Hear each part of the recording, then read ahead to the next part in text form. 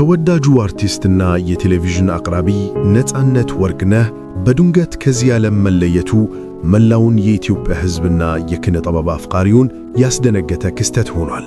ምንም እንኳን የህልፈቱ መንስኤ በይፋ ባይገለጽም ከቅርብ ጊዜ ወዲህ በጉበት ህመም ወይም ፋቲ ሊቨር ምክንያት ለከፍተኛ ሕክምና ወደ ውጭ አገር ተጉዞ እንደነበር መነገሩ ይህ በሽታ በዝምታ የብዙዎችን ሕይወት እንዴት እንደሚቀጥፍ ትልቅ ትምህርት የሰጠ አሳዛኝ አጋጣሚ ሆኗል።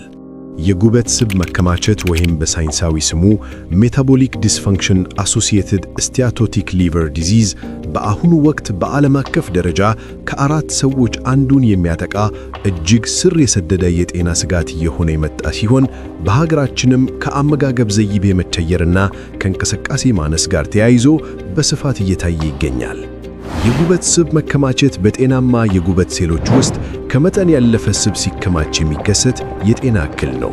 በዓለም አቀፍ ደረጃ ከ25 እስከ 30 በመቶ የሚሆነው የሰው ልጅ በዚህ በሽታ እንደሚጠቃ መረጃዎች ያሳያሉ። በሽታው በሁለት ዋና ዋና ክፍሎች ይከፈላል።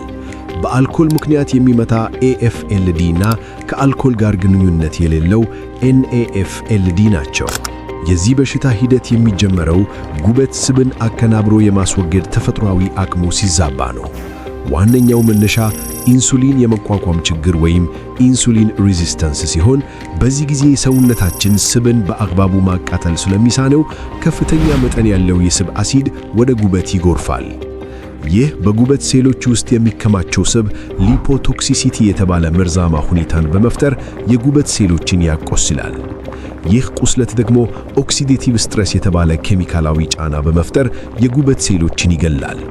ሂደቱ ቀስ በቀስ ከቀላል የስብ ክምችት ወይም ስቲያቶሲስ ወደ ከባድ የጉበት እብጠትና ቁስለት ይሻገራል። በዚህ ደረጃ ጉበቱ የደረሰበትን ጉዳት ለመጠገን በሚያደርገው ተከታታይ ጥረት ጠባሳ ይፈጠራል። ይህ ጠባሳ በሂደት የጉበትን መደበኛ መዋቅር በማጥፋት ወደማይመለስበት የጉበት ቁስለት በሌላ ስሙ ሳይሮሲስ በመቀየር እና በመጨረሻም ወደ ጉበት ካንሰር ወይም ሊቨር ፌሊየር በማምጣት የጉበት ሥራ ማቆም ደረጃ ያደርሳል። ለዚህ በሽታ ተጋላጭነትን ከሚጨምሩ ዋና ዋና ምክንያቶች መካከል ከመጠን ያለፈ የሰውነት ክብደት፣ በተለይም የሆድ አካባቢ ውፍረት፣ ታይፕ 2 ስኳር በሽታ፣ ከፍተኛ የደም ግፊትና በደም ውስጥ ያለው የኮሌስትሮል መጠን መጨመር በቀዳሚነት ይጠቀሳሉ። በሽታው አብዛኛውን ጊዜ እስከ መጨረሻው ደረጃ ድረስ ምንም አይነት ግልጽ ምልክት ስለማያሳይ እንደ ደም ግፊትና ስኳር በሽታ ሁሉ ዝምተኛ ገዳይ ተብሏል። ሆኖም አንዳንድ ህመምተኞች ላይ ከፍተኛ ድካም፣ የምግብ ፍላጎት ማጣትና በቀኝ በኩል ከጉደን በታች የመክበድ ስሜት ሊታይ ይችላል።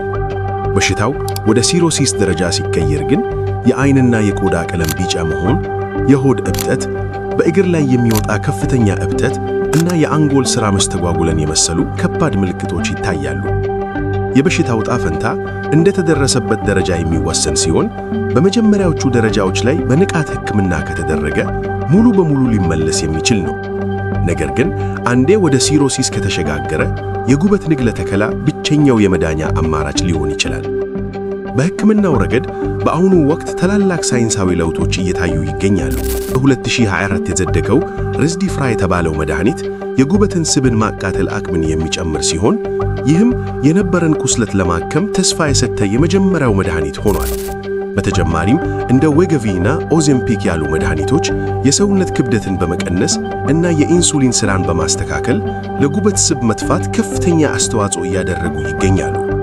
ከነዚህ መድኃኒቶች ጎን ለጎን የሰውነት ክብደትን ከ7 እስከ 10% መቀነስ በሳይንሳዊ መንገድ በሽታውን ለመቀልበስ ወርቃማው መፍትሄ ተደርጎ ይወሰዳል። በሽታውን አስቀድሞ መከላከል ግን ከሕክምናው በላቀ ሁኔታ የጤና ዋስትናችን ነው። የመከላከያ እርምጃዎች የሚጀምሩት የአመጋገብ ስርዓታችንን ስር ነቀል በሆነ መልኩ በመቀየር ነው። በተለይ ፍሩክቶስ የተባለው ስኳር በጉበት ውስጥ ብቻ የሚጣራ በመሆኑ በፋብሪካ የተቀነባበሩ ጣፋጭ መጠጦችና ምግቦችን ማስወገድ ቀዳሚው እርምጃ ነው። በምትኩ በአትክልት፣ ፍራፍሬ፣ ለውዝና ጤናማ ዘይቶች ለምሳሌ እንደ ወይራ ዘይት የበለጸገ አመጋገብን መከተል በጉበት ውስጥ ስብ እንዳይከማች ይረዳል። ከዚህ ጋር ተያይዞ ቡና በጉበት ጤና ላይ ስላለው ጠቃሚ ሚና የሕክምና ጥናቶች በስፋት ይመሰክራሉ።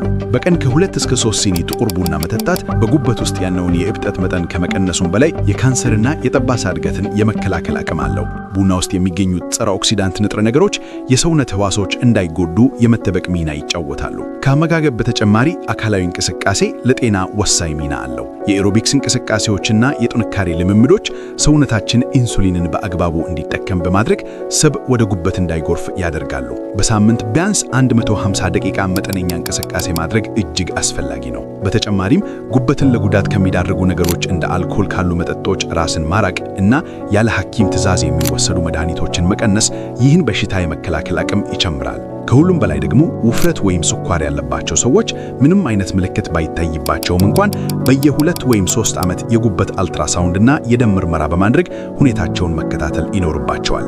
የአርቲስት ነጻነት ወርቅነህ ህልፈት ለሁላችንም የጤና ደውል ነው። ጤናችንን በችለታ ሳንመለከት ዛሬውኑ የአኗኗር ዘይቤያችንን በማስተካከል ለጤናማ ጉበትና ረጅም ዕድሜ በጋራ እንስራ።